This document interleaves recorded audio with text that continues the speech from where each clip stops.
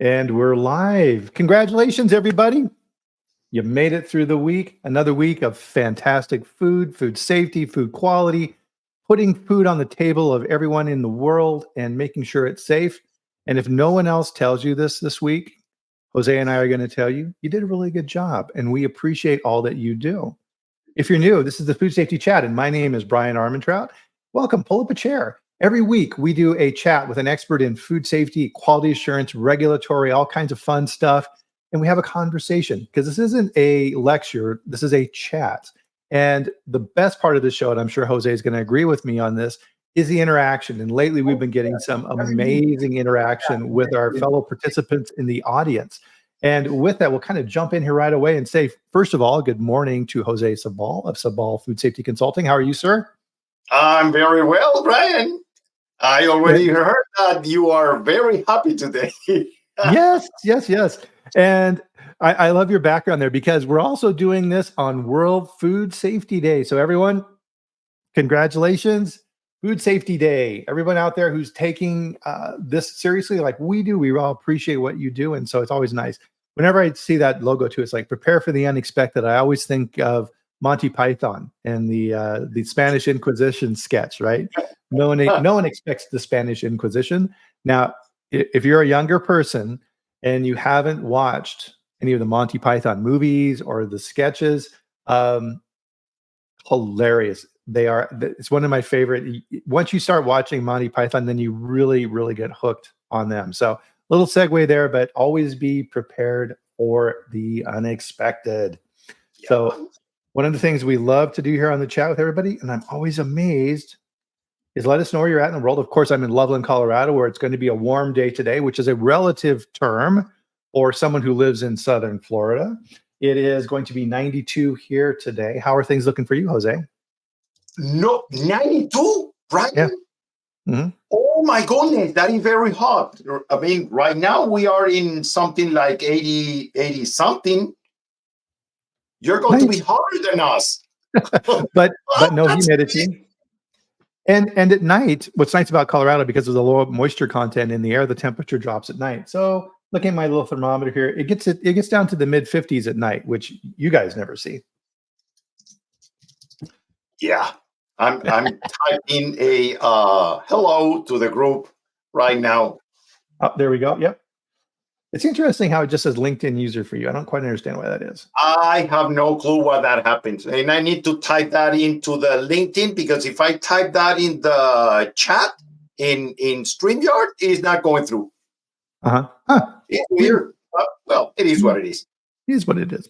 So at the end here, I'll give an update on my book back here and where we're at on that. And I'll give everybody a little more insights into my grief that I posted on LinkedIn. But excellent, Sean. Good morning. So one of the things that, and I'll probably embarrass you here, Jose, and we'll get into our topic here in a bit, is Jose's a bit of a Renaissance man. He loves learning new things. He's always on the go, compiling new information. That's why I love having Jose on the chat. And we'll get into his latest project here. But first, and Jose's right with it, everybody join us for your drink of your favorite beverage. Cheers. Cheers. What flavor of tea do you have today? Same, green tea. Green tea. That's a good choice. Green tea is always the a good choice. The other day I was looking at one of your chats and you mentioned something about some weird coffee from I don't know where. But you like to try different coffees. Oh yeah, so we went to I believe we did this in Malaysia. You've heard of Luwak coffee, right? Yeah, maybe. Yeah.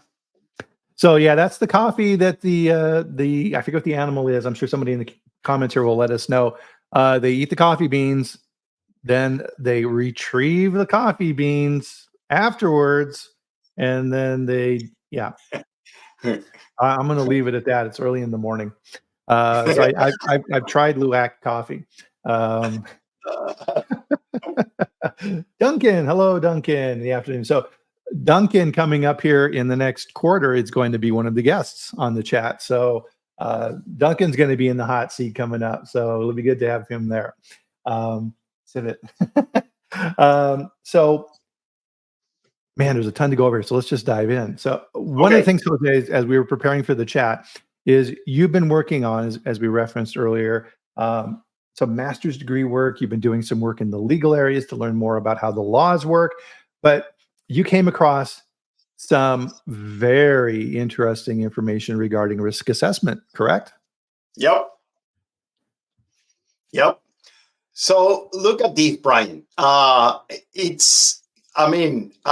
really enjoying going through this master degree right now. But I mean, you have no clue how much fun I'm having, which is weird because you are not going to expect hearing anyone that is going through a master's, having fun in doing that. Maybe a lot of people are doing that, but I'm just not aware. But to my point, and kind of a link to my post this morning in LinkedIn. Prepare for the unexpected.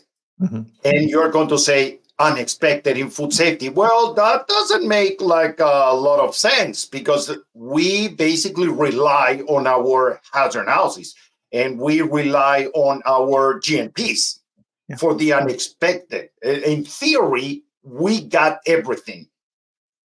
And as per, our conversation, one of our last conversations, I really believe that we are not performing a deep evaluation. And the reason why I'm saying this is because so far, we're quite capable of identifying hazards, pretty much going through a hazard analysis based on severity and likelihood. But as everybody knows, in food safety, we are not a zero risk operation. There is some residual risk here and there.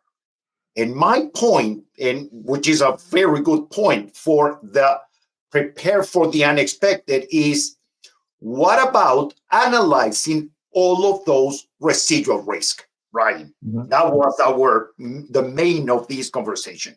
What about that? Who's doing that? Yeah. No, that's a good point. And really, when you're preparing your food safety plan, you're going out and you're helping a client to reevaluate. The hazard analysis is really the hardest part, and that's really the meat of your entire program. Everything that you figure out when you're developing your risk around your hazard analysis systems is what am I doing then to help mitigate that risk? And we use that word on purpose. It's not remove risk. It's can we reduce it to a likelihood and a level that we can control?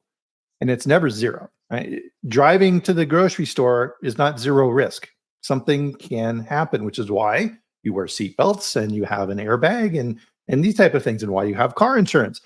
The likelihood may not be high, but the severity is. So you'd better prepare for that risk. One of the things that we always do on here, and Jose, you've created this habit in me, is that you need to first define your terms and your definition so that we're all speaking the same language. So let's kind of run through some definitions because we see this all the time with FDA, so we need to be doing this as well. So we have adulteration and misbranding. So what is adulteration? Okay. So you know what, Bryan?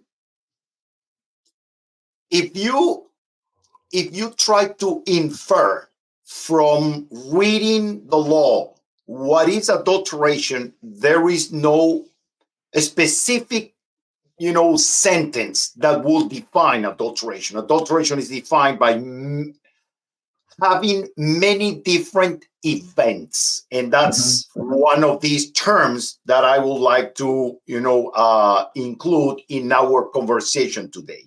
Mm-hmm. If you go to the ISO Guide 73, which is another document from ISO that defines terms using systems, you are going to find that the definition of an event, and I'm reading right now, is the occurrence or change of a particular set of circumstances.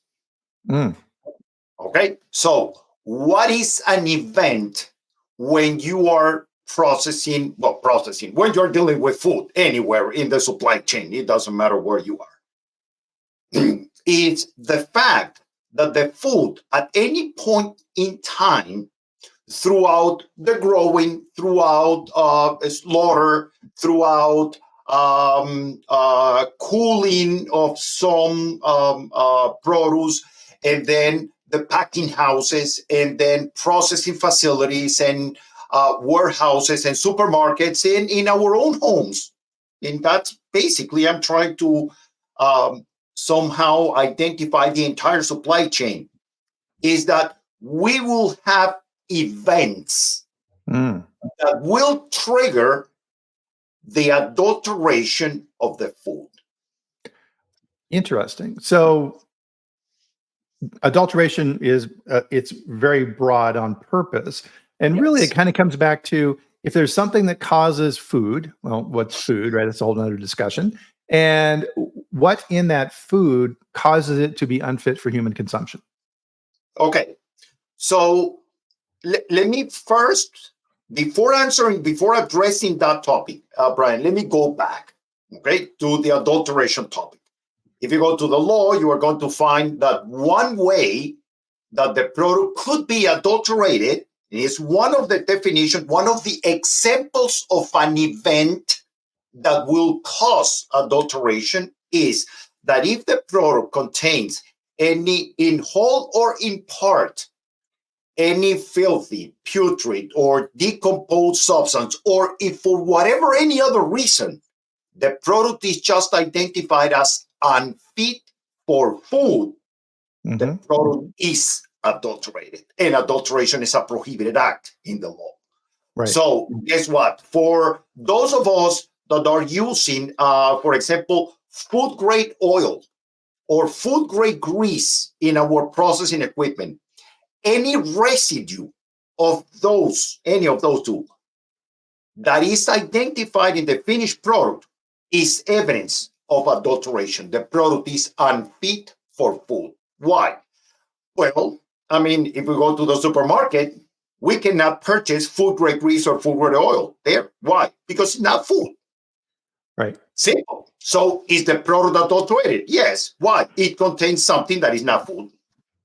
But if you look at this from the really 30,000 feet view, okay, what is adulteration?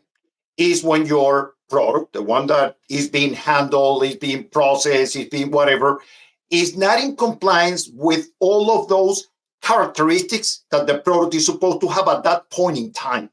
That could be a specification, or that could be certain characteristics that the product must have at certain point in the process. When the product is not in compliance with that, the product is adulterated by default. Interesting. And so you'd mentioned events, and there was three different types of events that you wanted to talk about. So the first I saw here that we were discussing on Monday it's kind of what we're talking about right now, is contamination, right? Yes. So what is an event that will cause, and I'm going to add to adulteration, Bryan, the misbranding of the food, because that's another thing that is prohibited by law. So, and well, it will happen only in manufacturing, which is when we apply labels and stickers and whatever to the food. But in any case, what is an event that will cause adulteration and eventually misbranding of the food? Contamination of the product, cross-contamination or cross-contact. Now that we have the new definition for allergens, cross-contact is pretty much associated only for the chemical hazards of allergens, but still is an event that will trigger the fact that the product is adulterated or misbranded. Interesting. So, yeah, the adulterant can be present, or it could be introduced through cross-contamination. Exactly. So anything, Bryan, remember that when we define what is our product, we are defining the quality characteristics and we're defining the safety characteristics. And both of them are the ones that create the finished good. And that's a reason for our system to achieve that goal. Now, whenever we have contamination, cross-contamination, cross-contact, adulteration, misbranding, whatever, what is going to be the outcome of those events? That the product is going to be identified as containing something that will make the product unfit for food, or containing a hazard, something that is going to be injurious to health. That is the outcome of those events. Yeah. Well, as Duncan points out here too, so the word adulterated, right? Adulterated, filth. I think this is part of the legacy of the regulations, because these were written, over 100 years ago. And so we're, in some ways, we're still having to deal with that terminology, and I don't think it's ever going away. But it's not something that if you don't work in this particular area, it's not something that you talk about, right? So we're having to work with that. But no, yeah, Duncan, you're right. It is kind of a little archaic in those ways. So another thing here that we were talking about as well under these events was these contamination, cross-contamination. But there's also then tracking it back. And as Duncan's talking about, once you're doing your investigation of how did this happen, which is known and unknown, right? Yes.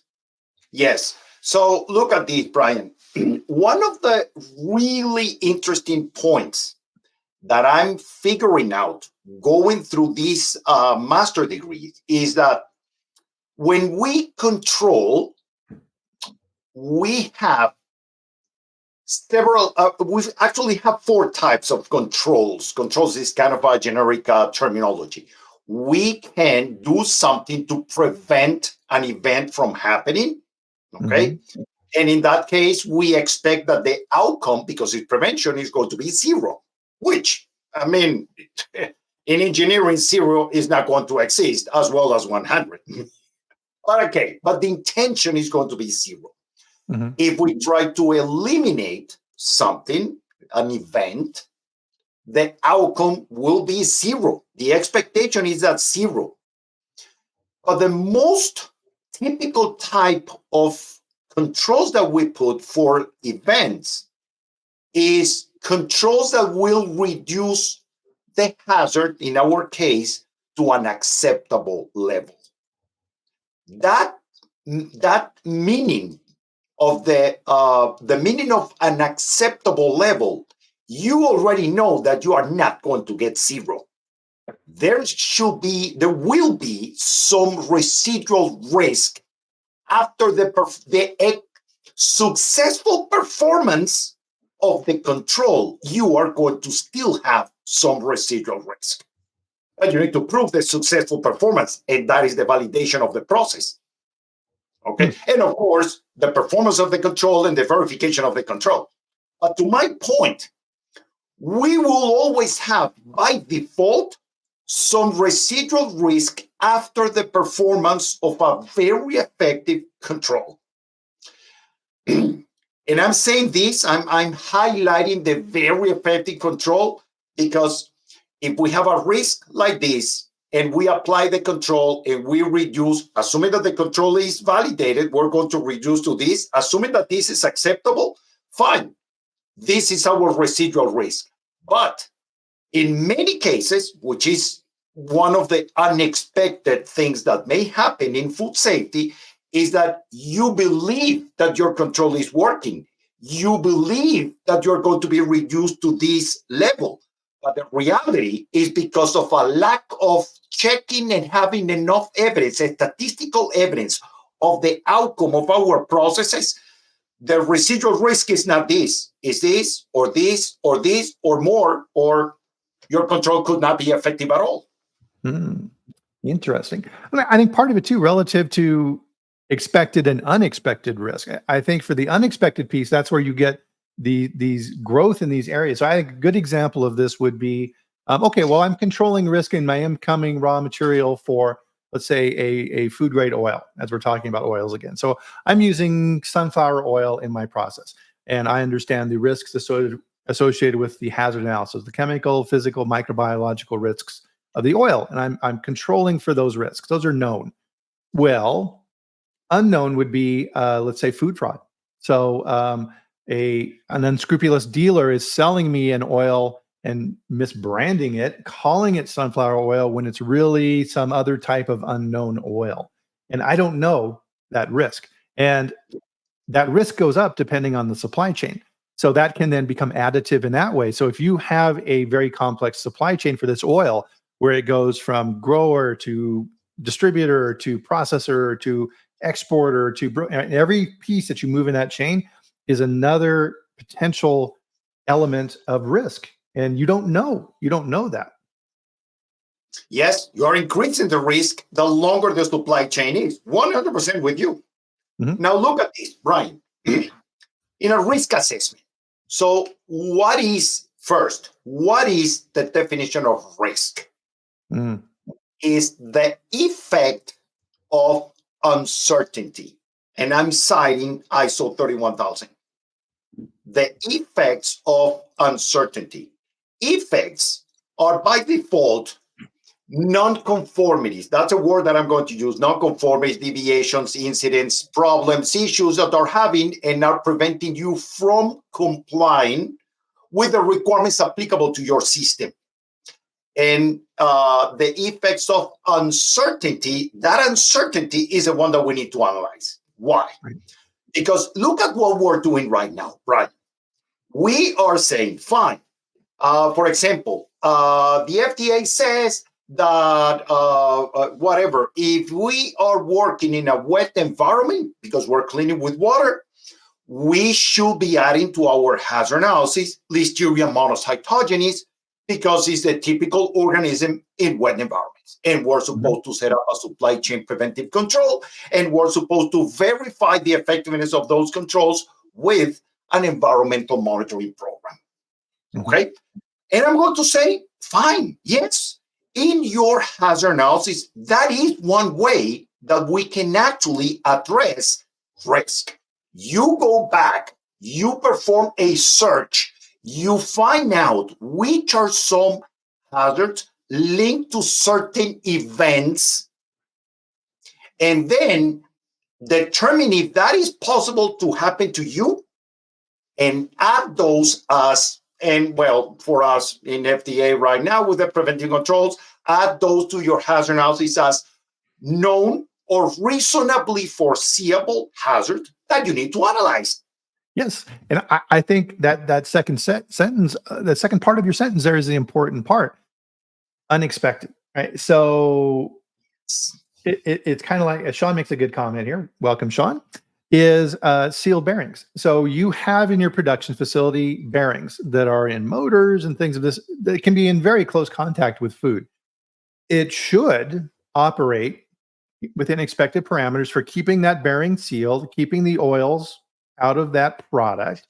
But over time, and this is why we have PM programs, over time, that bearing is going to wear, the seals are going to get old, up, and now all of a sudden that risk is growing. Or you get a recall notification from that bearing manufacturer that says, oops, the gasket seals within those bearings is faulty. Your risk just did this, and you had no idea. No idea. And now you have to try and prevent and correct for that. And I think really it kind of gets into that corrective and preventive, right? Really, and this is something I think, Jose, and this is a good cross match with what we're talking about today, is really we're trying to, as quality professionals, food safety professionals, we don't want to operate in the realm of reaction. Corrective actions are reactions to something that happened. Oops, I got to fix it. We want to be working in the prevention side of things. And risk is going to help you evaluate the unknown risks associated with this. Risk goes up in companies, for example, and there's a recent study I saw on LinkedIn on this. The more financially stressed a company is, the higher the food safety risk. Yes. So to your point, Brian, where are the resources to maintain the food safety system working properly? Yeah. When the company is going through difficult times, they're not there.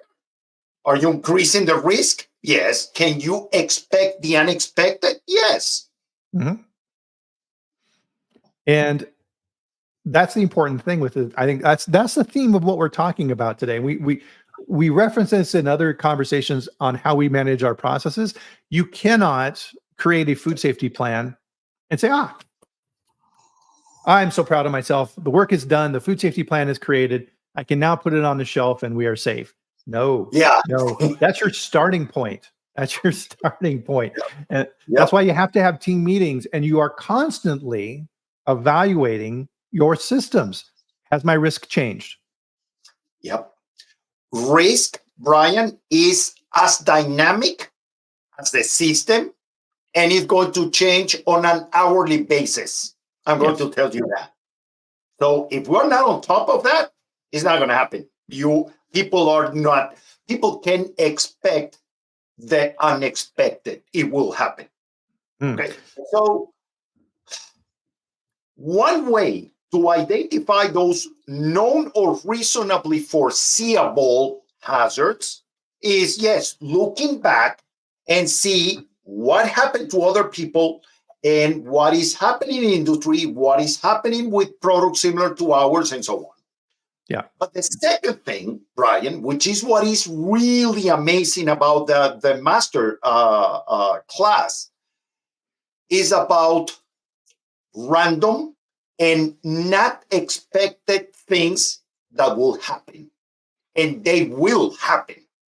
Those are the ones that we cannot identify. They are not part of our hazard analysis because we cannot identify them. And that's when we have those events that are called black swans. You see now? So it's not just about looking at the history of what happened in the past and then use for the future. Yes, that's one way. And certainly that is the most likely. But all of those are things that are identified, that we know that they will happen in the absence of controls.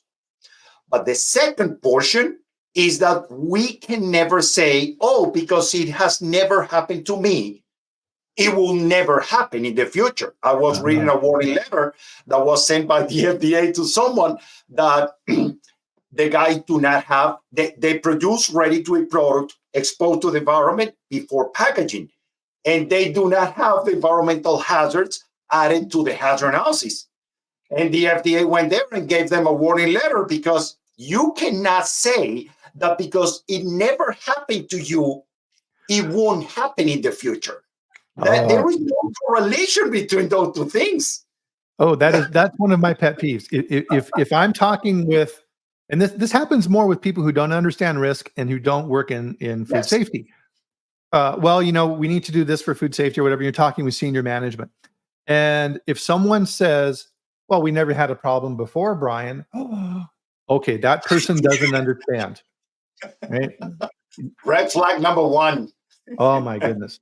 Yeah, and so is Duncan's on a roll here. Thanks, Duncan. But really, I mean, what we're talking about here is, and I think Duncan's making a good point here that he's touching on, is statistical verification and how you're managing that. To your point, and this is why statistics is so important in what we do.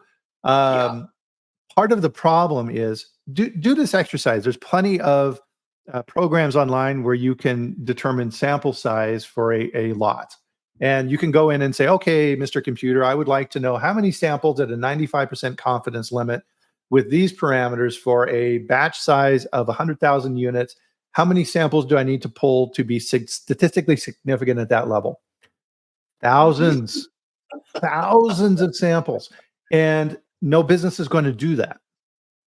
Because you go bankrupt sampling.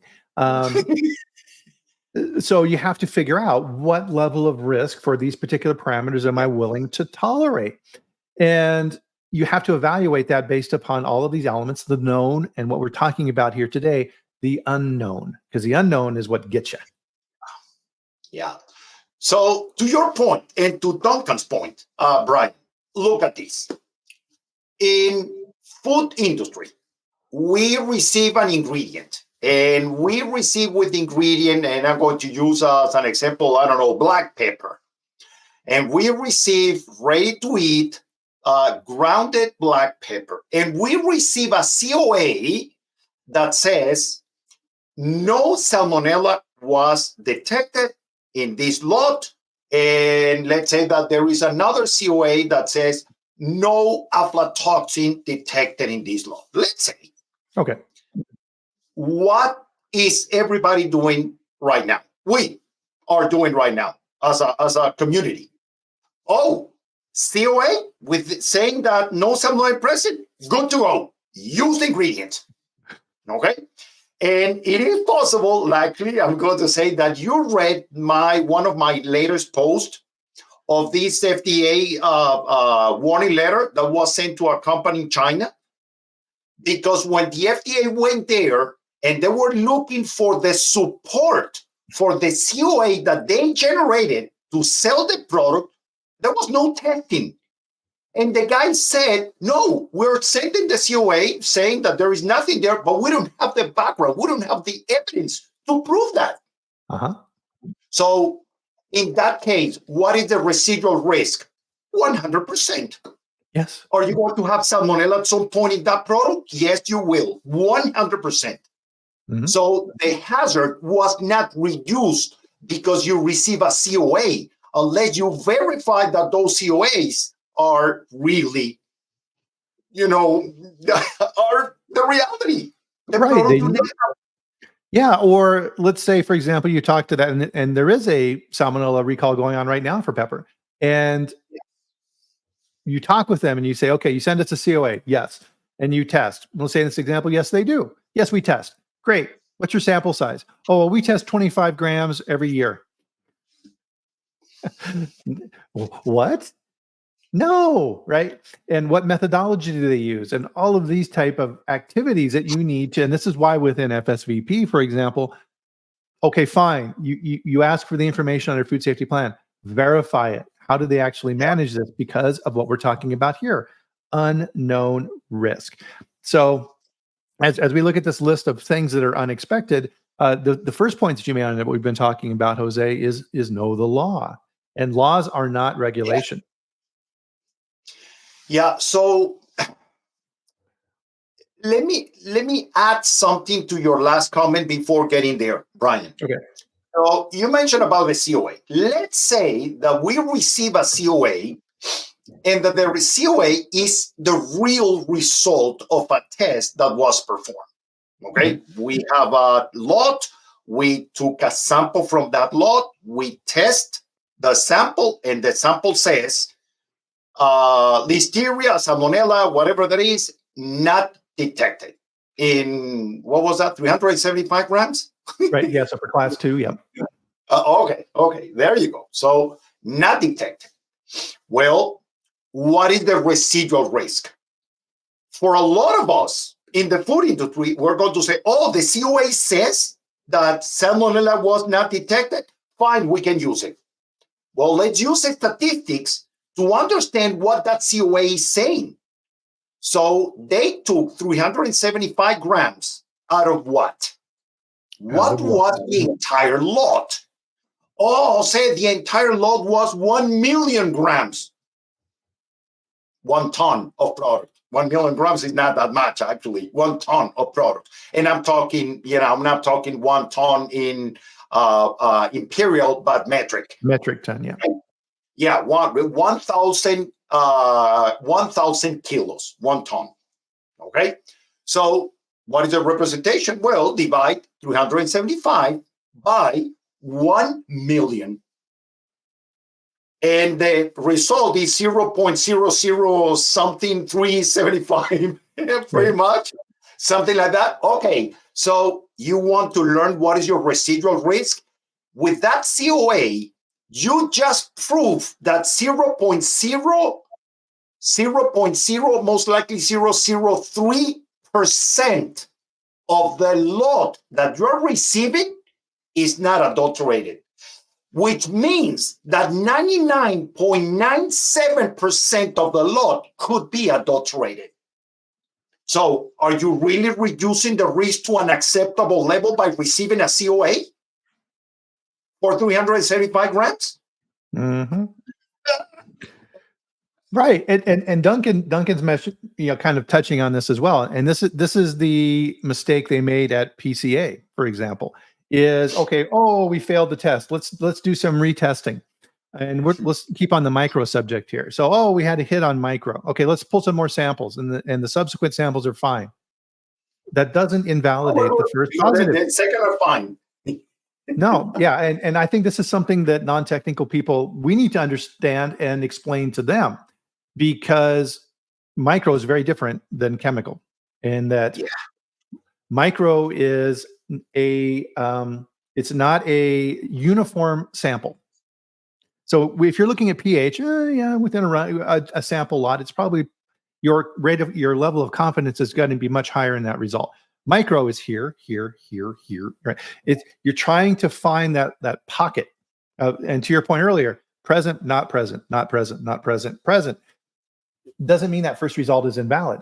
I explained this to a plant manager one time, and I said, okay, if we have a positive, you want me to retest? Yes. Yeah. What about a negative? And he went, what? I'm like, you've never come to me and said, hey, Bryan, I saw the coliform results for the run yesterday and everything was less than 10. I don't believe that. Let's do a retest because I think we had a micro issue, right? No, they never do that, right? And then a light kind of went off and he's like, you're right. I'm like, yeah, think about it that way, right?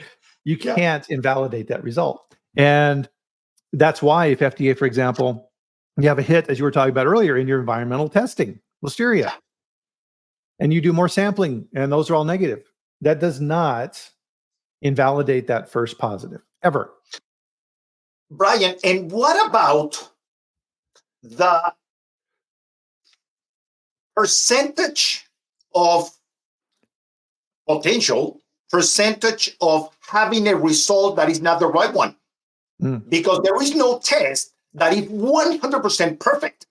They all have a little percentage, little or bigger, I don't know, but there is a percentage of chances that you're going to get a wrong test. You need to add that because that is unexpected. On a regular basis, that is unexpected. And this is why I think, so a company that's very good at this is Nestle. So if you're working with Nestle, and let's say that you're brand new, Nestle has tiered sampling programs. And they will say, oh, you're a brand new supplier to our facility. We require a very heavy sampling program. And over time, and this is what we're talking about here, is variability reduction over time. Essentially what Nestle is saying within their specifications and their testing protocols is you have to prove to us over time that you're reliable.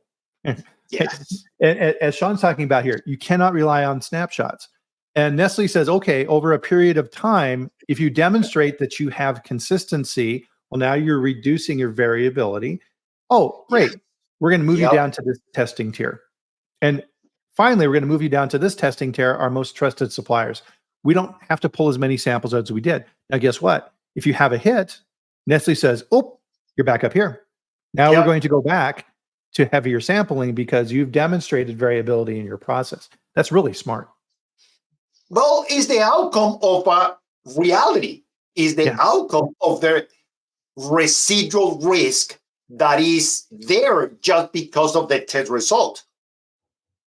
Now, going to your question, Bryan, why looking at the law, why understanding systems, why understanding regulation, why, like Duncan was pretty much saying throughout the chat, why relying and using statistics for what we're doing? Is because it's not just about our ability to perform an assessment on the effectiveness of our controls, for which we will need a significant number of data in order to prove that our controls are effective to whatever is the level that we're saying.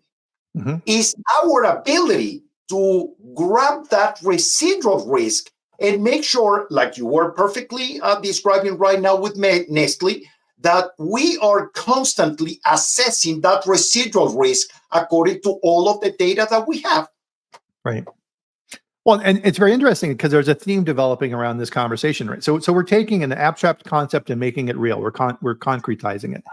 And I think the flaw that we need to be very careful about in food safety is we forget about the time element. Everything that we're talking about here, Jose, is over time, risk over time. And we forget that over time component associated with risk. Yeah.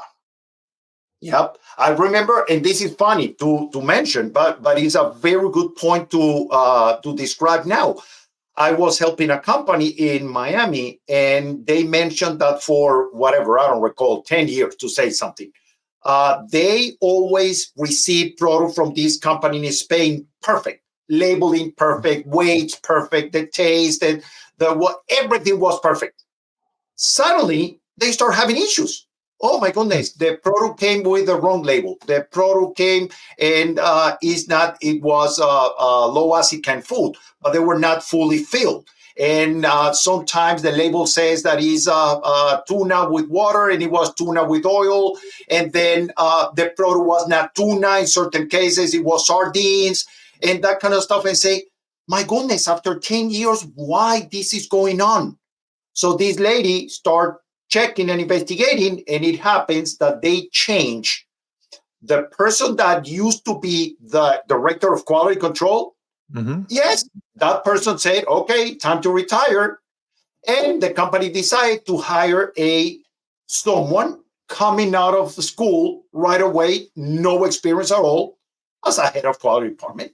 Yeah. Are the systems the same? Are the products the same? Are the ingredients the same? Are specifications the same? Everything in the process is the same. The only thing is that the person that is responsible to make sure that that system works is not the same. Ooh, that's an important point. So systems are great, but they don't do it. They don't do the work. We do the work. The people behind the systems. So if you have a supplier and you read, which is why it's so important to keep up on what's going on in the food industry. Yep. So and so is acquired by this company. Uh-oh. Right. So your supplier was now acquired by another company. You'll figure out very quickly that all those programs and systems are people dependent. So there's an acquisition, and one of the things that happens, we acquired this food company. They have a director of quality. We have a director of quality. Guess what? We don't need two directors of quality. Goodbye. And now the other person's in charge, and they're like, okay. Right. Your risk, people risk. And we know this from working in our field. Just like our systems and processes, and just like those bearings we were looking at. Yeah. People have variability. Some people are really, really good. Some people, okay, they're new and they're just learning the role. Your risk has gone up. Yes. So now to your last point, laws, regulations, systems, engineering, elements of the system, and I'm using a lot of that. So anyone in the food business, Bryan, if you ask me, after everything that I've done so far, what is the right sequence to teach someone that is going to be in a role related with food safety and quality and systems and so on? This is the order. Number one, someone needs to understand extremely well the law. You don't need to read the entire law. No. I have read a lot, far away from the entire law, but I have read a lot to understand the basic things.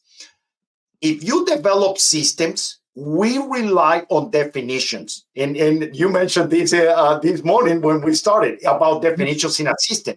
Well, the definition of food, the definition of a food additive, the definition of adulteration, the definition of dietary supplement, the definition of a drug, and all of those definitions are in the law, not in the regulations. The regulation says, the definition of food, go to the law in this section, you're going to find the definition there. So the first thing that we need to be clear is about definitions.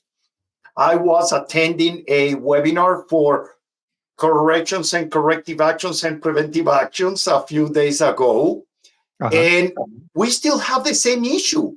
We don't have the proper understanding what is a correction, what is a corrective action, and what is a preventive action, because they're all different. And when people say correction and preventive action, well, hold on. Can you please explain me what that means?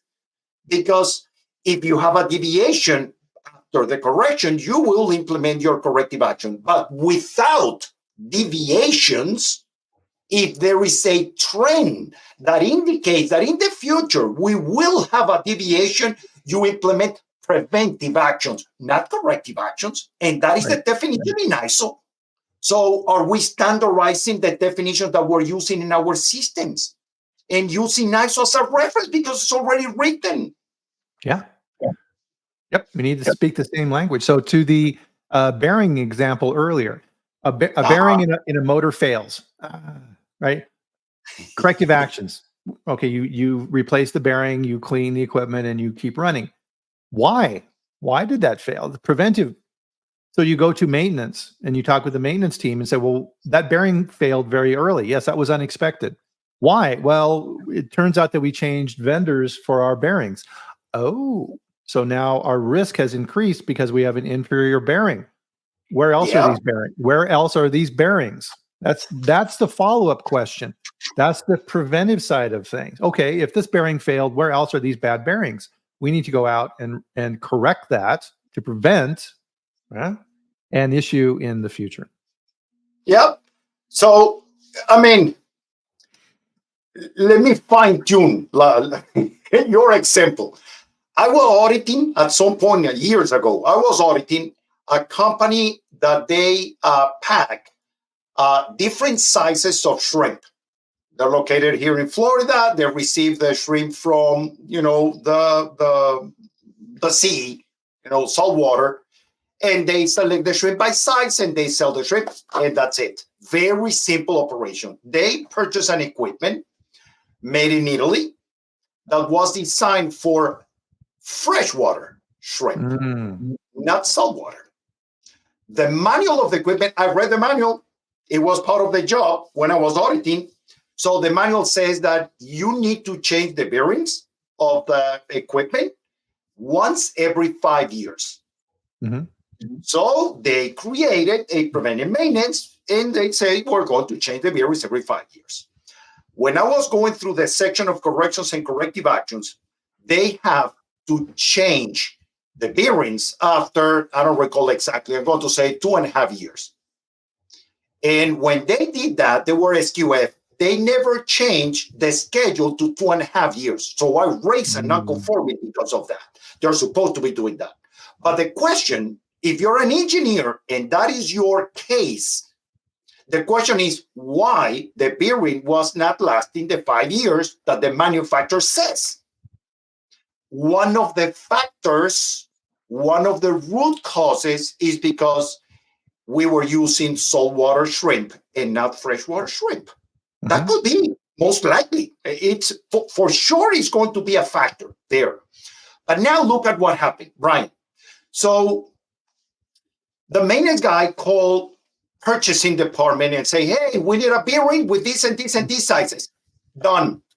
What is the job typical job in purchasing department? Look for 2, 3, 4, 5, whatever number of quotes and purchase the cheapest one. That is exactly the job. So they purchased the cheapest one. They replaced the bearing again. And they found that exactly the same problem happened after a year and a little bit. Mm-hmm. So now you have a repeat deficiency. It's a repeat deficiency. So what that means, that they never went through the process of a root cause analysis. And they never did really prevented the reoccurrence of that issue, which is the scope of a corrective action. So what happened? Well, you can expect that it will happen again. Yeah. In the first time, Bryan, to close this, the first time that you identify that issue, you go through root causes and you say, okay, one root cause is salt water. Mm-hmm. So what I'm going to do is order a bearing that is, number one, made of a stainless steel. And if it's possible, 316, which is the one that is 100% approved to be used in counterweight food. I'm not expecting direct food contact, but it may happen. Right. Okay. And then I'm going to also order a bearing that has seals on the sides, so the water can never go into the ball bearings. Mm-hmm. And most likely, If you decide, as a result of your root cause analysis, if you decide to purchase that bearing under those specifications, you give those specifications to anyone that is purchasing, and they purchase whatever the cheapest with those specifications, and you install that bearing, it's going to last more than 5 years. Correct. Perfect example. As you're thinking about this too, you know who are masters, and we need to emulate these people at managing risk? Insurance companies, right?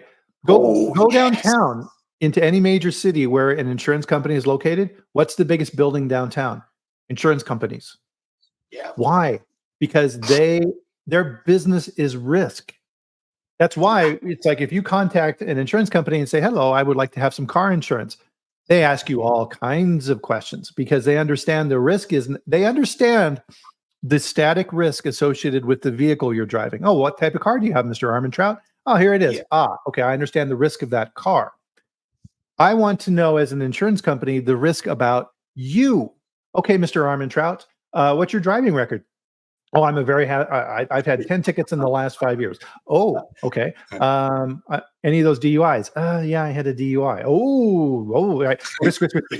And they'll look at other things too. They look at your credit score. Why? What does that have to do with driving? That shows your reliability. How stable of a person are you?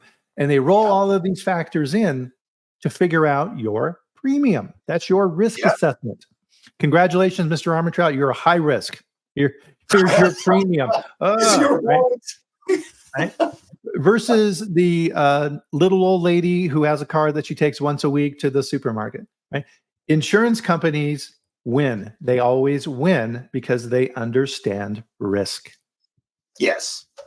And the important element of that, change associated with risk, which is why as you age and you have health insurance, it doesn't matter how healthy you are necessarily. Yeah. As you age, your premiums go up because your risk has changed.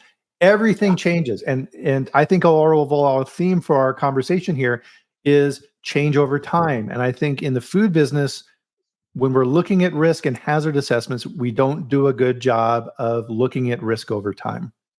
Yes. And that is one of the unexpected things that may happen is because of and I was actually looking at my notes here, Bryan.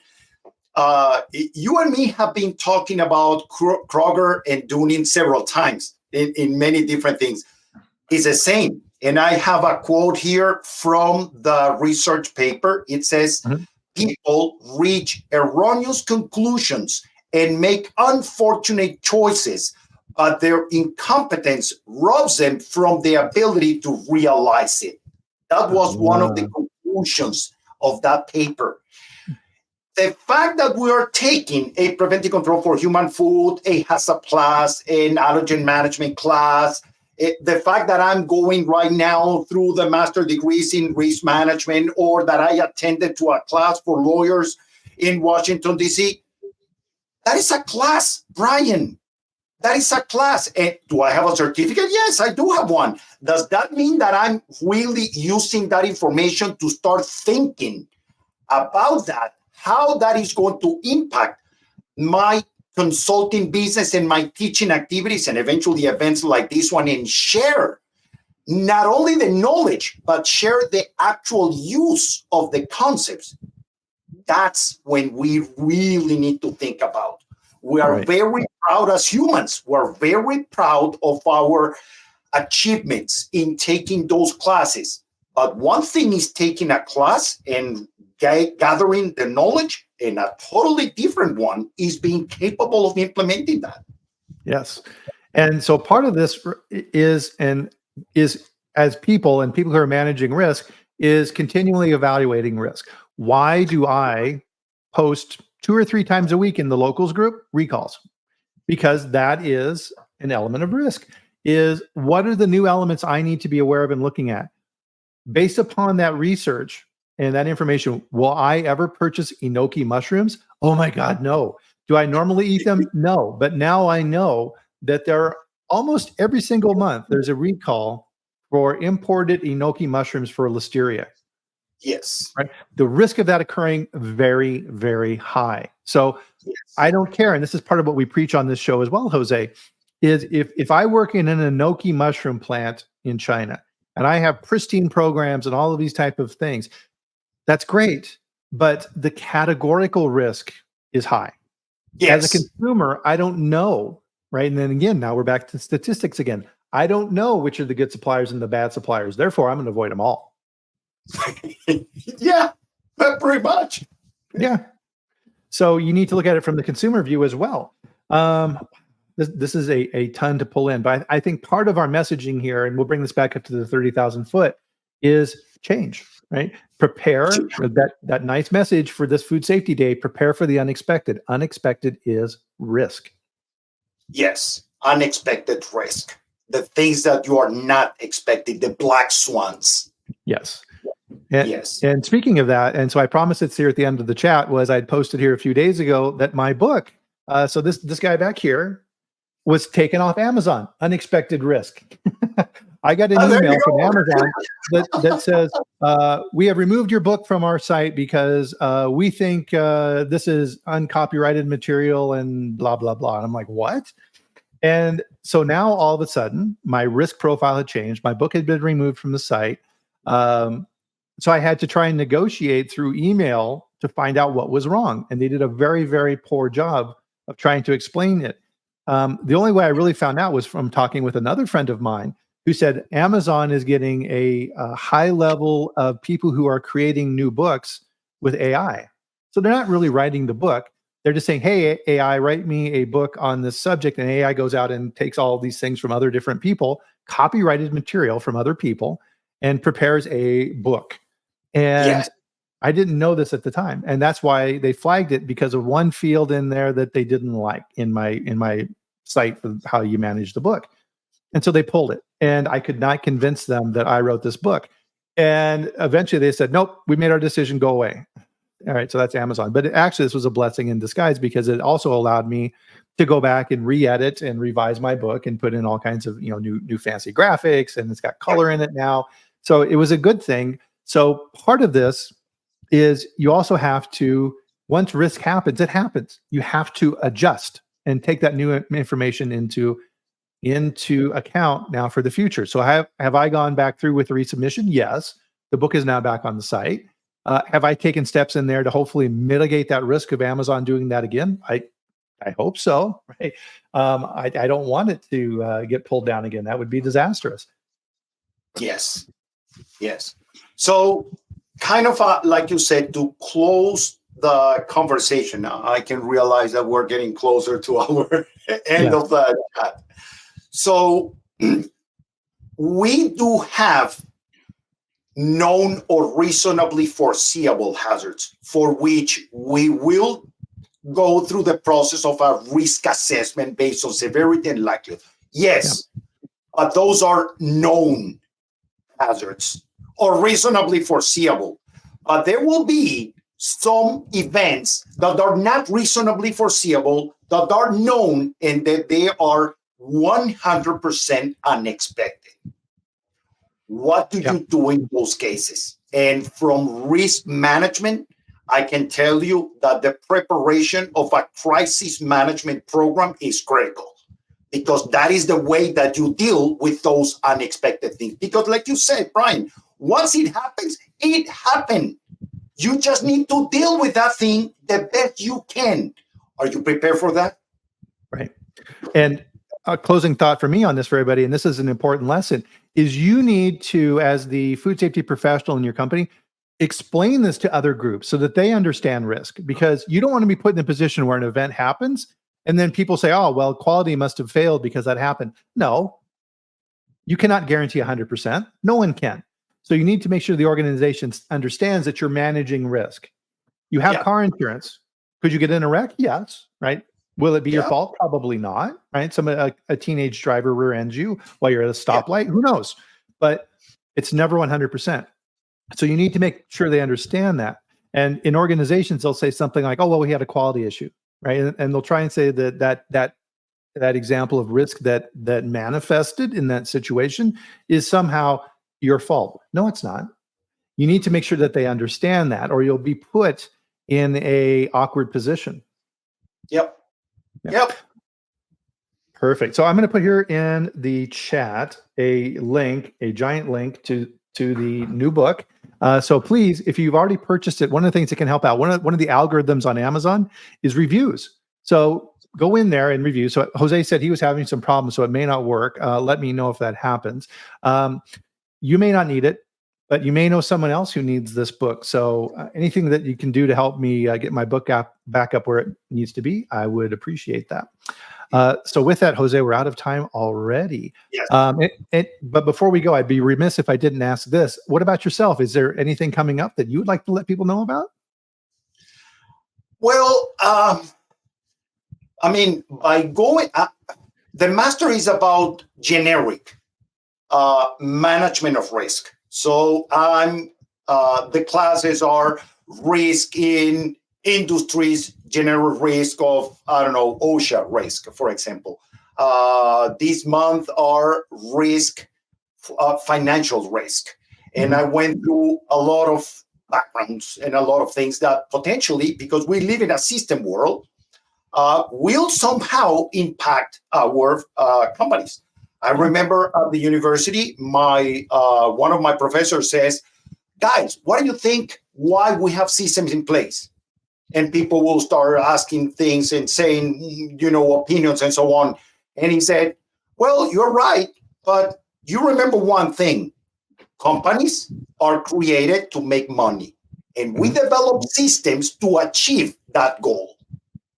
So we need to, in food safety, achieve the goal of manufacturing clean and safe food? 100%.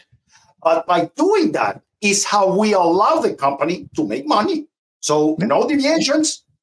Make sure that you prepare those programs and those plans effectively so you never have to redo anything. And that's how companies make money. Yep. And that's how you prepare for the unexpected. So with that, we'll have to close out our chat here for this week. And of course, right, here's our emails and Jose's emails over here as well. If you have questions or you want to talk more about this, email us. We love to talk about these things. And thank you everybody for the fantastic participation in the chat today. Always great. And that's why we're here, is to share this knowledge. So with that, we'll bring our chat to a close here for this week. And we will, of course, be back here next week at the same time on Friday, 8 a.m. Mountain Time, 10 a.m. Eastern, on LinkedIn, YouTube, and I need to start calling it now X as well. So everybody have a great weekend. Enjoy yourself. Realize that you've managed your risk for the week, and we'll do it all again next week. So thanks again. And thank you, Jose. Always an enlightening conversation when you're here. Have a great time, everybody, and we'll see you next week.